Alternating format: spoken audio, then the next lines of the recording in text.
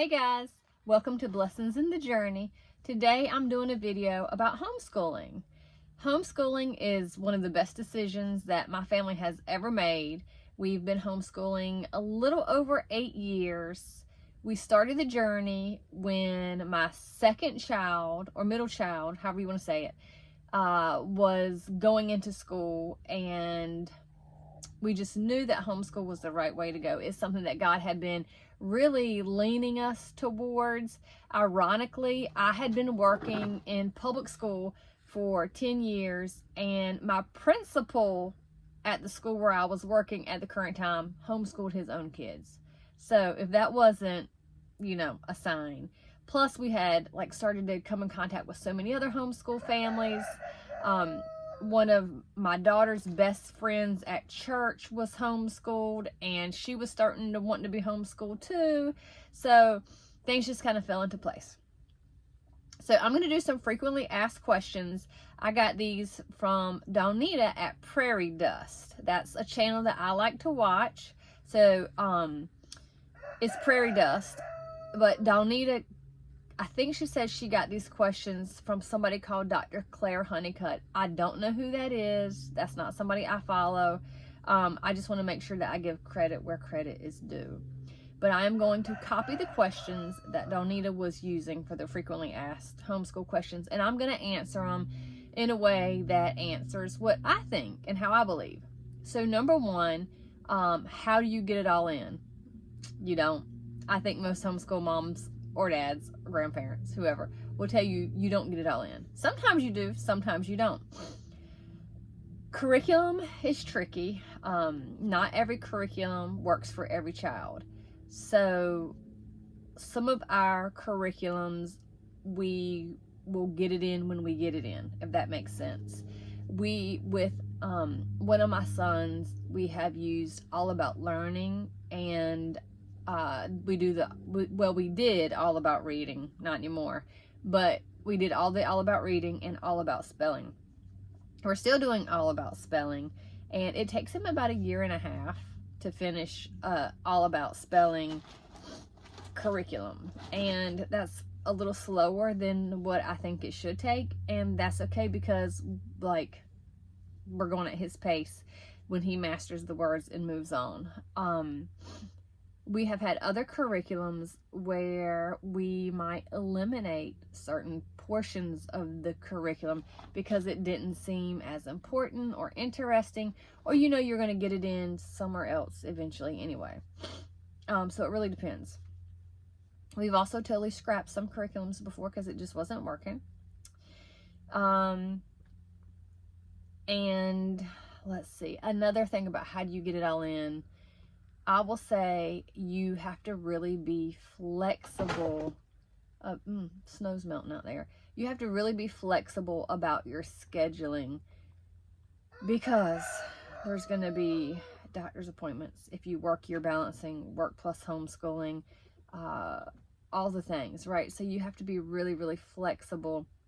And for us, we do seasons. So I really like the idea of the 3-term Charlotte Mason, and we put that on the seasons. So we have a fall and spring season, which are very similar, and then we have a winter season because it's really cold outside, and we switch things up a bit, and then we have a summer season, right? So we change things to get it done. All right, number 2, best advice for teenagers in a home. So my approach to this is very much different from Donita's, and that's okay. So for me, I guess I do consider teenagers as a thing, just because I guess I buy into that society term of a teenager. I will say they're a breed of their own, just like toddlers are a breed of their own. So what I did before I got into homeschooling, or early on in homeschooling, was asking a lot of people who had been homeschooled, what did you like about it? Would you have changed something? What did you not like? And one of the things I heard a lot of people say that they liked was being involved in co-ops, or what they didn't like was they felt like they didn't get to do as many things. And that's changed a lot. I realized that, when I was asking it was 8, 9 years ago, and homeschooling after COVID kind of blew up. So things are different now, and there's way more opportunities. So I just took that advice and I was like, okay, so make sure my kids are getting social outings and have opportunity for friendships. So I feel like that's something that's important with teenagers. Something else I think is important for teenagers in the home is keeping them invested. When we're invested in stuff, we're more likely to give it our all or do better. So I like for my teenagers to pick the courses that they're taking, pick their curriculum. Sometimes they don't always get to pick their curriculum, but from time to time I have. And a good example of this, I will say, I think he was 12 and we were buying it for the next year, so he would have been 13 when he was actually taking it. But I let my son pick out the curriculum that he was going to use after finish All About Reading, and we went with one, and it was Master Books, and we had seen it at the Ark when we went on vacation, and we ended up getting it, and it was not a good fit for him. I think we did 3/4 of it. That was when we did not get all the way in the year, and we kind of scrapped it. It was like 4 quarters. So it was like kind of set up like public school would be, you know, and we just scrapped the last quarter because we did it for up through summer, and it was like time for the next year to start. And I was noticing, and he's also, this is my one that has some cognitive delays and ADHD and dyslexia. So I was noticing that he knew so many of the Bible stories already that when he was reading things, the way he was answering questions was more based on what he knew and had seen from things we watched versus what he was actually reading. So I was like, we're going to finish it this year and then we're done. So, where was I going to? Oh, let them pick. Okay. So, for example, if they're interested, and this is, look, I'm doing this with my tween too, so, because my youngest kid, this is crazy, but he's 10, so my 10-year-old is getting an elective next year, and he's picking, like, world geography and the flags around the world, and we're gonna build the curriculum where he, like, studies the country, builds the flag with Legos, and has like a coloring sheet for the flag and facts, and like we'll probably do some videos with it. We do lots of video. We're a tech household when it comes to like learning with videos. And I'm gonna let him pick the math for next year too. I'll let him pick his math this year, and he went with a Minecraft math, and we're gonna switch it over to a Lego math. But I don't feel like any of those are really. The Lego math might work, but I don't think it's going to, honestly. But I think we're going to try Beast Academy with him next year, because when we were looking recently at the Switch, he was very interested in that one. But it's such a long, big curriculum, and it's so expensive that I'm just going to wait until the start of the year. So I try to let them pick things. My other one, who can start getting high school credits now, he is going to do photography because he's interested in that. And he's got some other things he was interested in. I'm not sure which ones we'll actually do next year, but letting them do the things that they're interested in. Also, for teenagers, having them work towards their adulthood goals.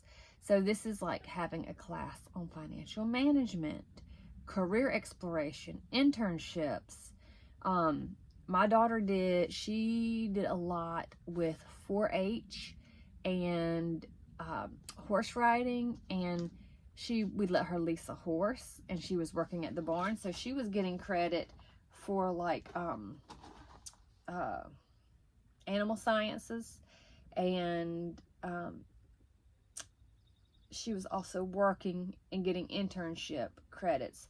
So, and then this is something that I have known 2 homeschool families to do, and I have told my boys they can do this too. My husband agreed to it. I've known 2 homeschool families that they either bought and flipped a house with their kid, or they built the house with their kid. One bought a house and flipped it. The other one got like one of the sheds on the side of the road, like a big loft barn type thing. And they refinished it with cabinets and the loft bedroom upstairs, kitchen, living room in the bottom. Pretty awesome. So we've told our boys they could, if they want to do like a carpentry class, like carpentry 1 and carpentry 2, they could build a house with my husband, and they could have a house when they're done. Okay. Third question. What is one curriculum you swear by? So I really thought about this one because I love a lot of the curriculums, but I think the one I'm going to go with here is Apologia Science. Okay, so we have done, oh my goodness, all of the younger Apologias. They might have come out with some new ones that they've added in since we started that we haven't done. I'm not sure. We're starting to cycle through some of them now that my older boy is going into like older Apologia classes, and my younger ones, he's picking up some of the ones that he missed out on the first time. But I would say that Apologia has been, oh, it's the ducks going in the pond. I was like, what is that noise? Okay, sorry. ADHD squirrel. Apologia has aligned so well with a lot of the things that we value and believe in. So like the botany Apologia curriculum, oh my gosh, if you have a homestead, that curriculum works so well. Like my boys designed a raised bed garden and built it with my husband. And that was like one of their, the hands-on projects in there. We've done Apologia in a group because science is more fun in a group. It just is, in my opinion. So I've hosted that the past 4 or 5 years. I think 5 years, actually. And we do lots of the learning projects hands-on. And it's just always aligned well if you have animals or gardening. I'm not going to say everything with Apologia aligns very well with us, because that wouldn't be the case. I'm never going to be like 100%. This curriculum is everything, but Apologia has been good for us because it's hands-on learning. There's lots of experiments and activities, and also because there's parts that you can do independently, and we do read the text together, or they also sometimes have like a small part to read, but for the most part we read the text together, and then they do the workbook on their own, and then we do experiments together. So it's been good to have some independent work they can do also. I do love Matthew C2. Donita had mentioned that one, and that has been a friend of ours as well. We actually got that entire, like all the books up to pre-algebra for free from a family when we first started homeschooling. So I definitely use that. Anyway, so number 4 was, what would you not have done? Okay.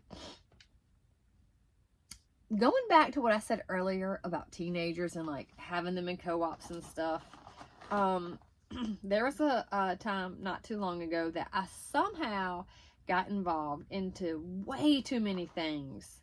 This was not how I started homeschool. I'm not even really sure how it happened, except for the fact that, the more you homeschool, like the more you meet people and just end up doing things. And like, I guess I fell into this like keeping up with the Joneses homeschool version. So, oh my goodness, we were in 3 co-ops, 2 support groups, and 3 homeschool clubs, plus regular events like karate, piano, church stuff. That was a year. And it was too much for all of us. So we cut back, and we cut back big, and it's been really, really good. So my recommendation is for us, 1 co-op. I know there's still families that do like 2 co-ops, but it just was too much. It was just too much for us. So we're going to stick with 1 co-op, and we had to evaluate which co-op we would stick with. And we'll stay in the support groups because, you know, they only meet like every once in a while for like a Christmas party or a field trip or mom's night out. So not a big deal. And then clubs, like they can stay in their clubs as long as it's not too much. Just kind of told the kids, like, you get one thing to do. So if you're doing piano, you're doing piano. Wish nobody's doing piano right now. But my youngest has said he wants to go back to piano, so I'm excited about that. If you're doing a sport, you're doing a sport, but you're not doing like all the things, right? Like you'll do whatever's going on at church, because we're gonna go to church anyway. Plus I want them being fed in spiritually like that. From other people who believe like us, that, you know, can also be an additional influence for them. But we're not going to be keeping up with the Joneses. It was just too much. So that was my, I don't want to do that again ever. So learn from me. All right, number 5. How do you feel about testing? Good question. I think, you know, like semantics. What do you mean by testing, right? So for me, I think evaluation and assessment is a good thing. And maybe that's because I did work in education for 10 whole years. Maybe it's because I still work as a business owner and a therapist, and I use assessments with people I work with, and I see the benefit in assessment. So I think testing can be a good thing if you're using it to find out where someone is currently and making a plan to help them meet, I guess when they're younger, yours, but when they're older, their needs, their goals, right? So, my state, North Carolina, requires you to do an end of year test, and there's certain ones you have to take. So we test every year, and it's not a big deal. It is not a big deal at all. We just do it, and like, I don't tell my kids how they do on the test. I do want them to make progress. So like I tell them like, this is about making progress. But I don't ever tell them like what their grade equivalent is or any of that. So, I think testing can be good. It's just how it's used. And it shouldn't ever be pressure on them, especially if your poor kid came from public school and had been tested to death, right? So, all right, I put number 5 again, but I guess actually this would be 6. Whoops, I got mixed up with my numbers. All right, so those of you with wide ranges of kids, how did you approach co-ops and events? So, full disclosure, all my babies are adopted, so I actually had none of them as babies and never nursed. However, I did have a preschooler and a high schooler at the same time, and have had older kids and preschooler at the same time. So, I don't know. I've had the range, just not the nursing. So, to answer this question from me, when I had a teen and preschooler, we let our teen be as independent as she could be, within responsibility of her own, if that makes sense. So, when our next child was ready to start going to co-op, because we didn't go to co-op at first. We actually did try him in the private Christian school. She was there in 9th and 10th grade, and then her 10th grade year there, we put him in preschool. But that was like for a few months, and then God opened the door where we could homeschool.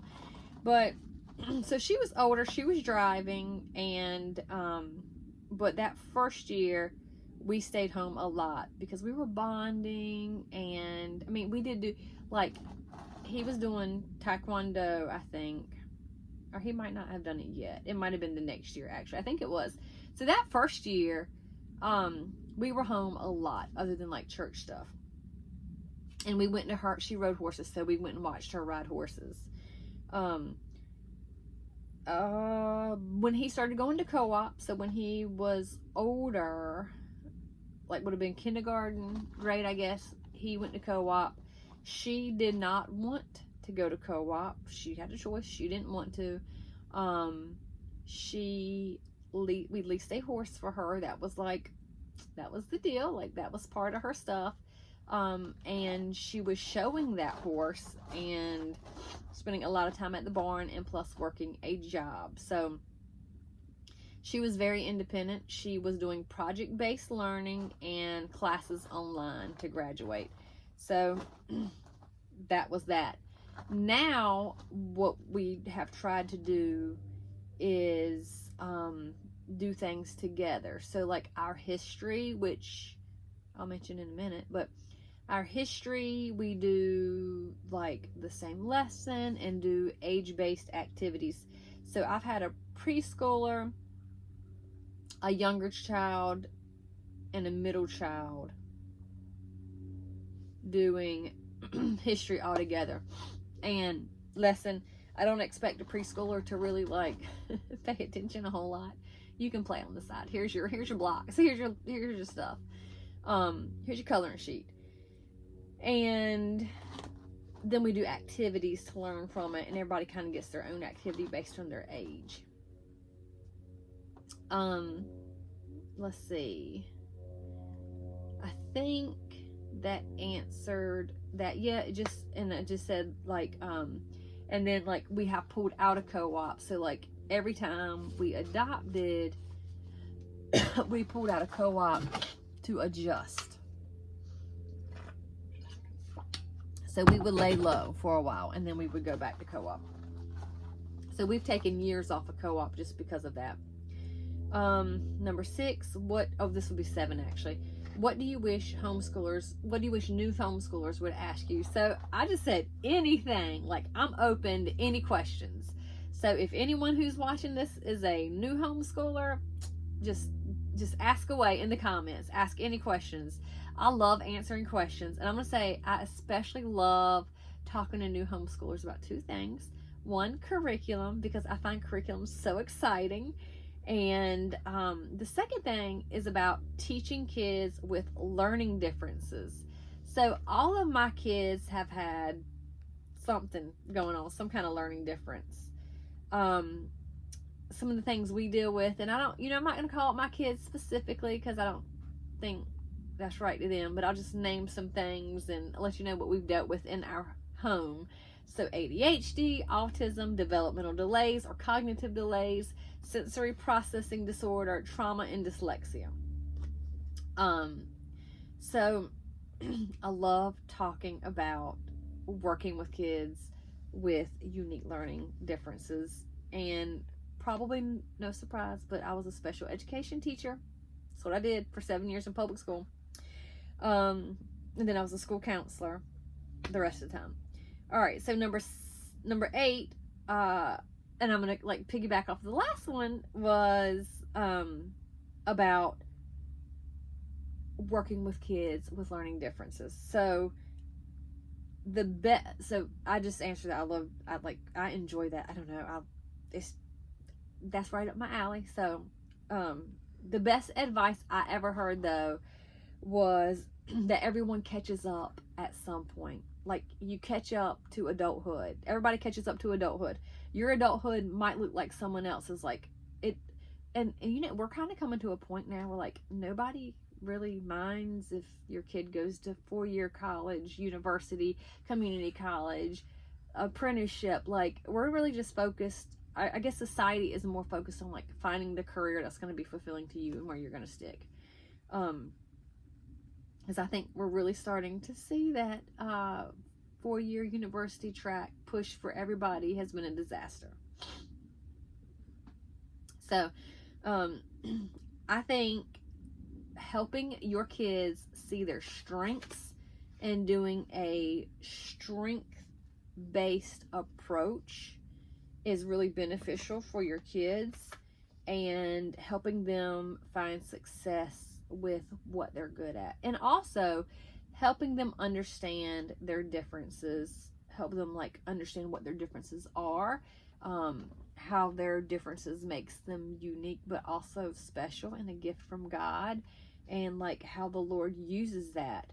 Also helping them understand that our weaknesses are areas that we're going to use to lean on God, and that's going to like help us grow spiritually because we need Him in those areas.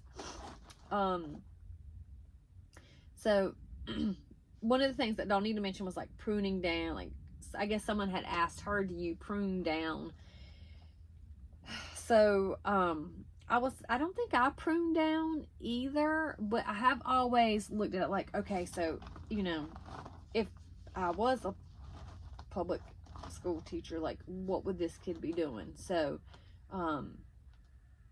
okay, also like we don't time any, like there's no extended time. It is what it is. And we also keep lessons short just because of attention. So I don't know, we don't really have to tailor a whole lot of stuff because it's tailored anyway, but we also add on. So this is where I'm going to mention Mystery of History, which is the history we do. So the way that curriculum is made is like there's a lesson, and there's like a younger kid, middle kid, and older kid activity that you do with it. And there's some like timeline stuff, other stuff too.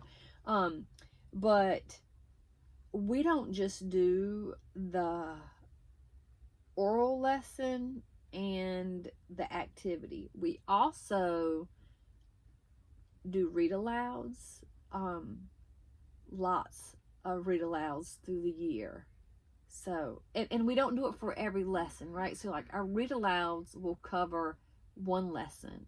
For example, this year we've been reading the Odyssey, and my goodness, I am so over the Odyssey. It has lasted forever. However, we did one lesson about Homer, and we started reading the Odyssey and have kept reading it. We've read a few other books prior to that, a couple. So sometimes the read alouds will take like 2 weeks. Sometimes the read alouds will take like 2 months. But we get in several read alouds a year, and I read those, and the kids just kind of like listen and follow along, and usually they like them.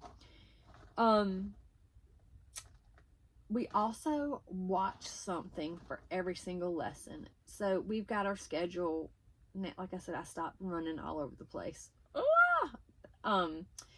But we do, so on Tuesday, Wednesday, Thursday is when we do our history lessons.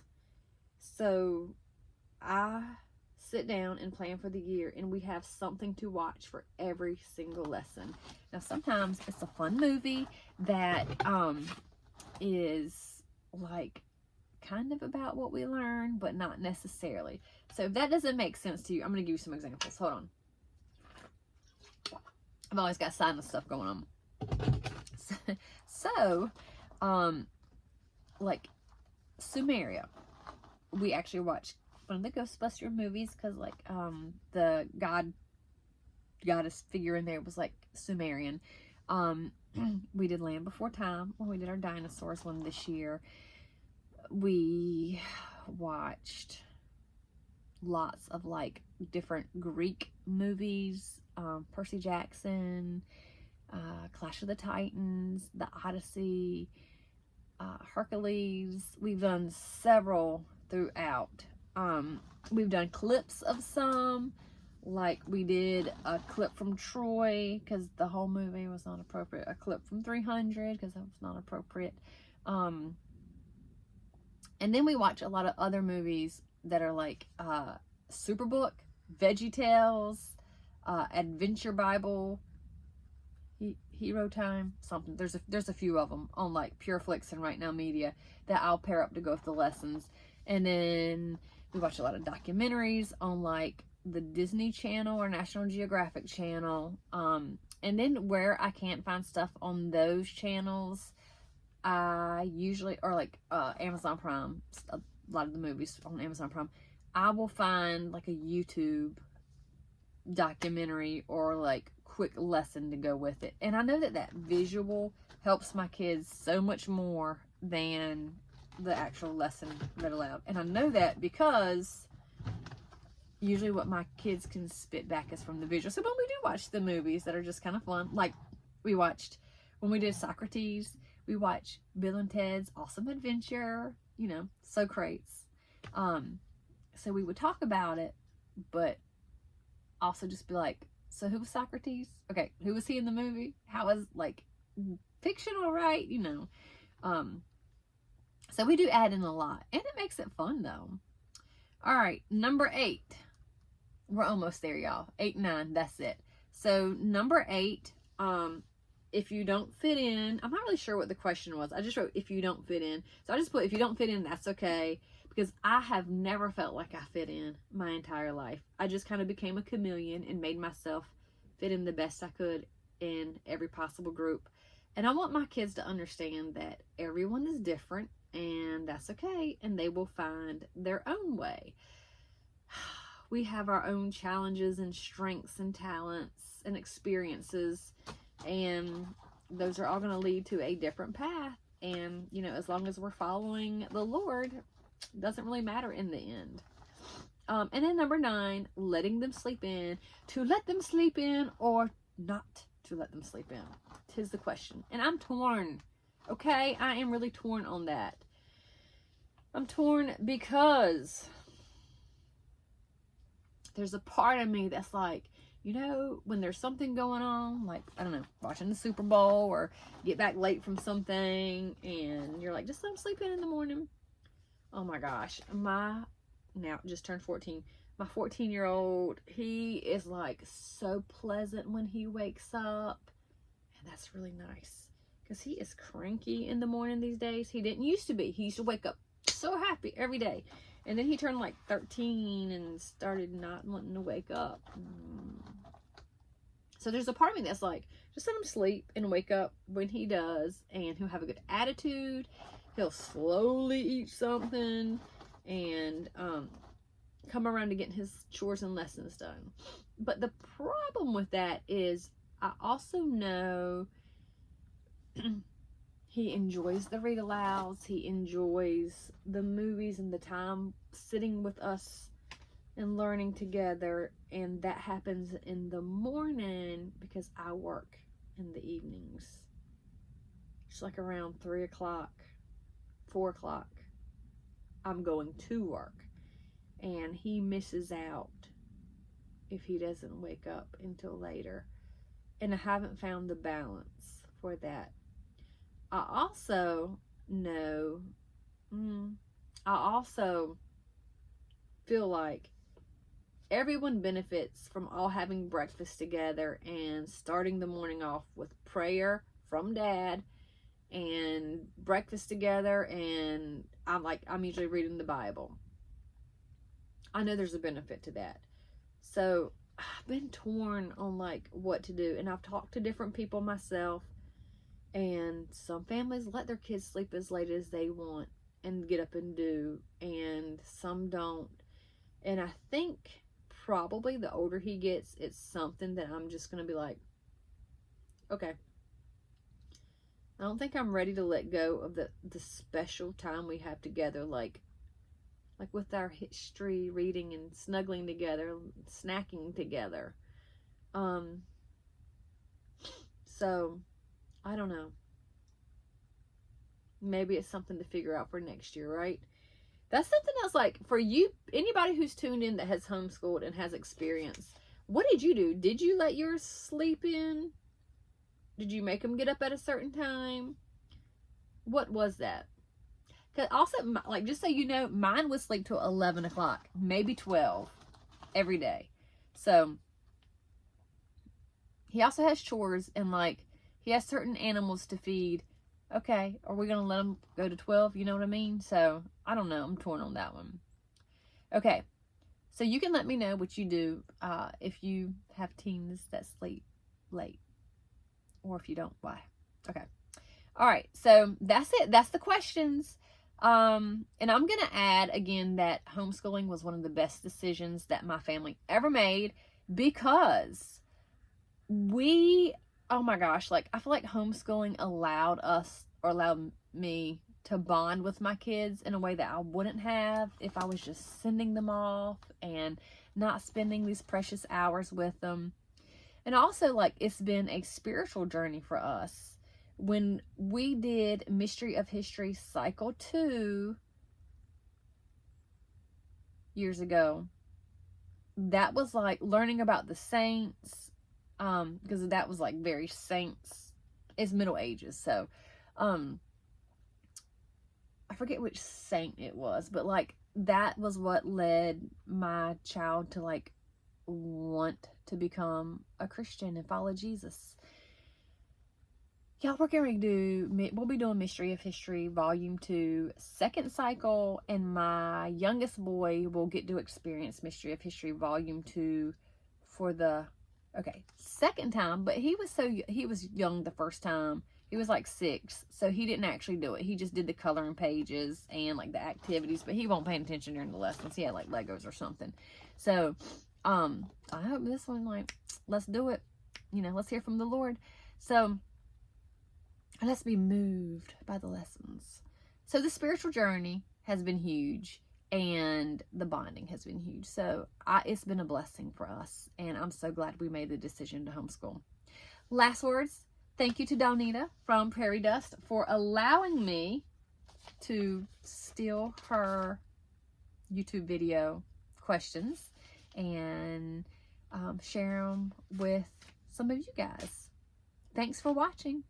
Bye.